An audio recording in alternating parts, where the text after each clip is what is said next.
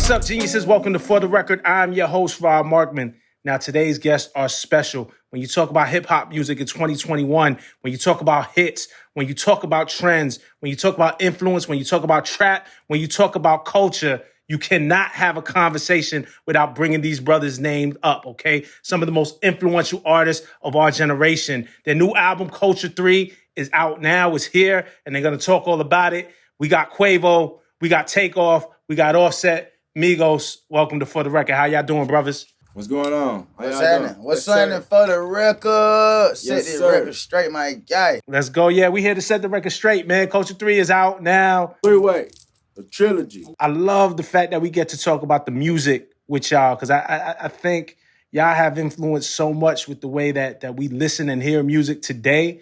And I just appreciate when I see y'all talk about the music, the bars, the beats, how you put it all together. Y'all are obviously stars and celebrities, but today ain't about that. Today is about, just these bars. Yes, sir. Appreciate you, man. We glad to be dissecting these bars. You know what I'm talking about? Let's get it, man. Scientists, man. Culture 3. We've been waiting a long time for this. The end of the trilogy. So it's what y'all aiming for? You know what I'm saying? Like knowing that y'all gonna close this chapter, y'all gonna start another one later. But what were y'all aiming for to kind of close out this Culture 3? Finish it strong and with a statement project, you know what I'm saying? With a well-respected project that was that footprint in the ground. We some big stuff was our foot in the pavement. Yep. You know what I'm saying? And once again, we back with a vengeance. We back with a chip on our shoulder, ready to straighten it. And like my boy Pop and Cho said, man, we aiming for the moon and the stars. Quavo, you talk about this chip on your shoulder, and for one, I love to hear it because the hunger, just the shit talking, the bravado. And then as a fan, too, it kind of makes me sad that y'all feel that way or y'all forced to have to feel that way. Takeoff, I'm going to start with you because I feel like you really just Handle My Business is one of the songs. And I wonder, do y'all really feel like y'all got y'all just due? Like you have a bar in there and you say, take the game and hold it for ransom until they give me my answers on why ain't win they Grammys and get in the jet we demanded. You really feel like y'all just not getting y'all just due? Like you just start off, take the game and hold it for ransom until they give me my answers. Like, I mean, yeah, man, you feel me? They always have counted us out, you know what I mean? We're a group.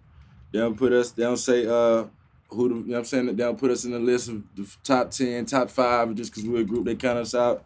The freshman list, you know what I mean? They just, we the, you know what I'm saying? I feel like we the underdogs. You know what I'm saying? That's okay. That's cool because we're going to come out on top every time. And they always look at us as 3 and they always comparing us with each other. And why they don't just combine us as one and speak as Migos as one artist? Because that's what need to be. You know what I'm saying? That's what need to be compared, and that's what people need to be saying, because when you break us apart, we still do magnificent things, but when we together, we like Megatron. You know what I'm saying? We like a big machine. So when you speak of us, I think you should just say, you know what I'm saying, Migos is the greatest. So when you see the Mount Rushmore is 3 of us, but you got to put us on there, my guy. So you seen the Mount Rushmore. So you think with the Mount Rushmore, it should be 7, like it should be one spot with 3 faces on it for the Migos at least. For sure. Or just 3, or just the whole Mount Rushmore. Or just give us all the spots. You see, the album cover, it really one face, but it 3.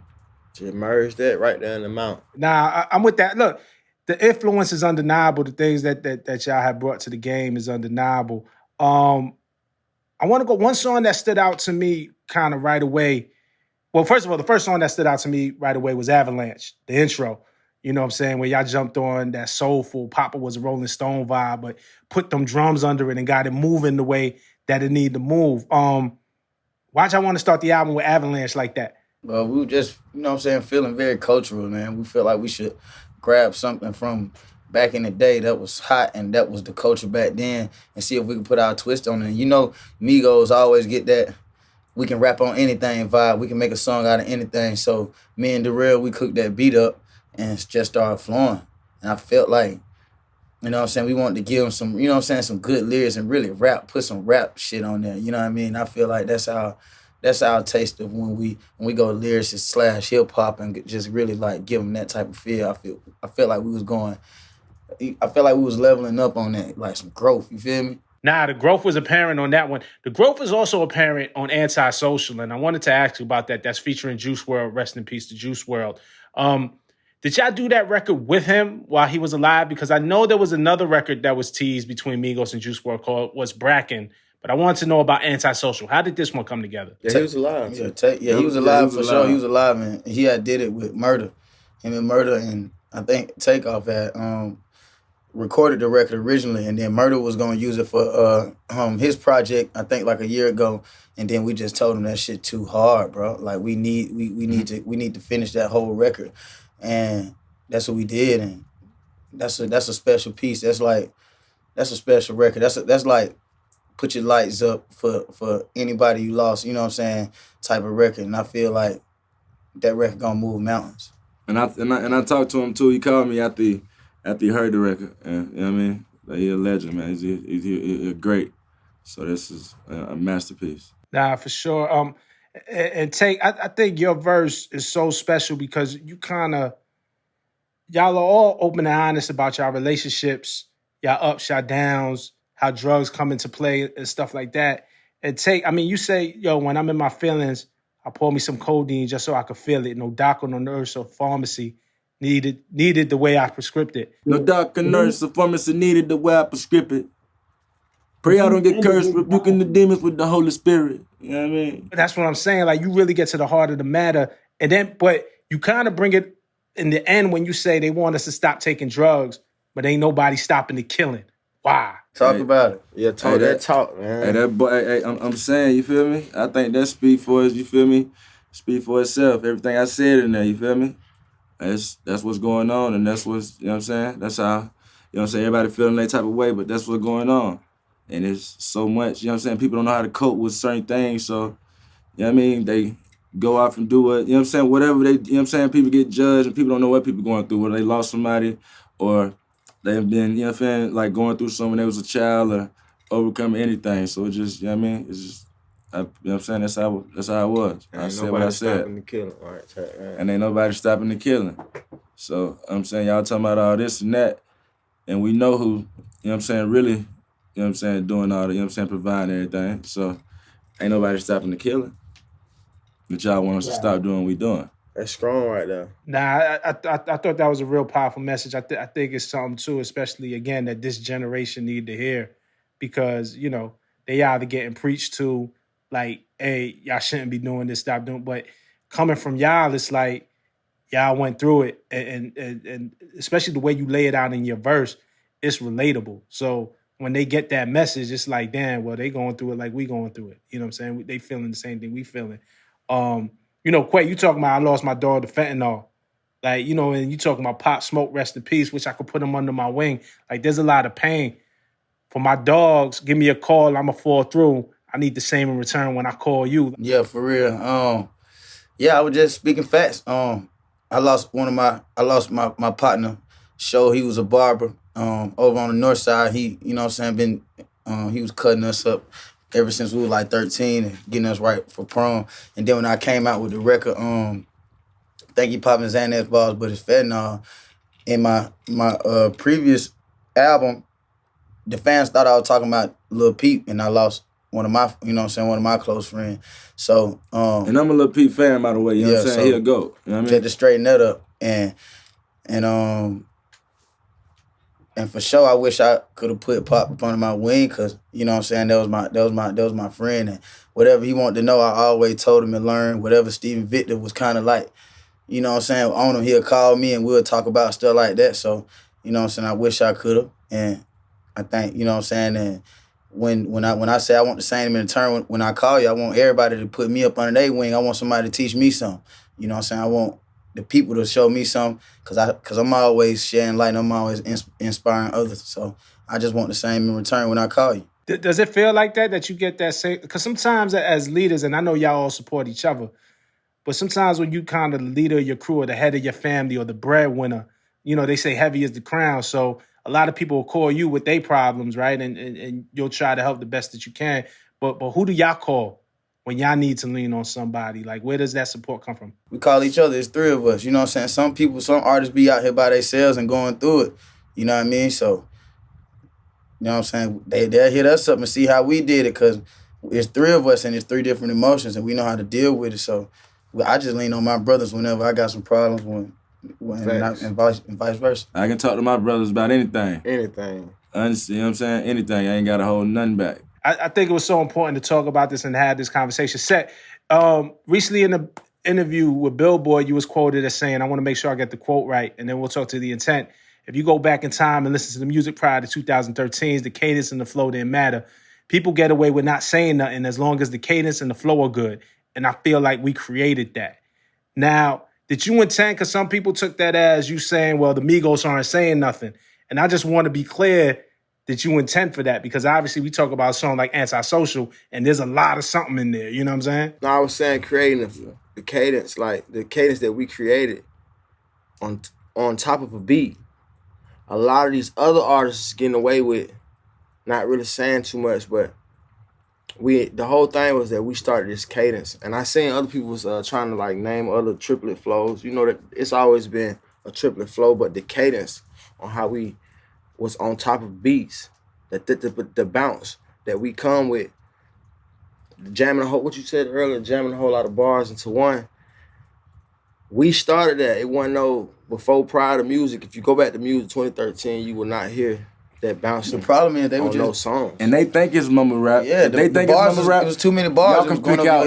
Y'all can pick out any lyric from each verse, anybody's verse, and we can tell you every last bar we said. Ain't no mumble rap. That's why they came in saying it, because it was from the time we came in. New. It was nothing. It was. That's a new name, right? But it came from the flow. You had never heard that how that Versace like that you've never heard a cadence like that. I haven't. I know you haven't. It's not a time and presence in music like that you could go back to, and it's just like that.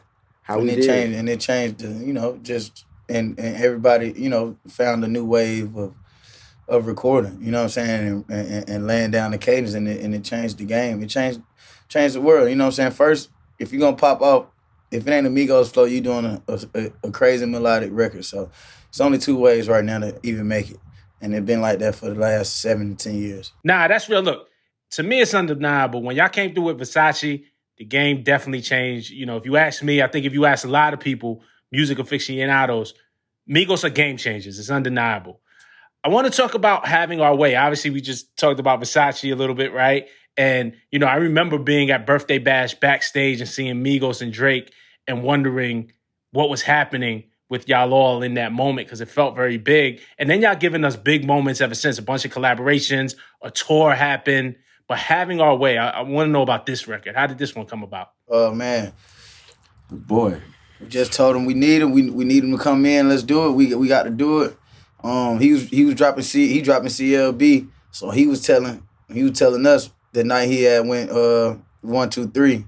He was like, shit, this to build up to my shit too. So he was like, we all, you know what I'm saying, we all gonna go like Culture 2 first, then we going CLB, but I need this one on y'all shit to go crazy. I need to have my way on this one. So that's how it went down. We locked in like that and made having our way. We got Versace, you feel me? Legendary. Got Walkie Talkie, you feel me? Every time we come, you feel me, together, it's legendary. So for real. So we had to do it for the trilogy. You know what I mean? And then we love performing with each other. We had the Big Dog tour. For sure. So when we perform, we always gotta have a song that we did. So if we on tour or if he on tour, we gotta come out and rock the stage together. Well, a whole lot of collaborations on this project for sure on Culture 3. One that stood out to me that I wasn't expecting was Justin Bieber.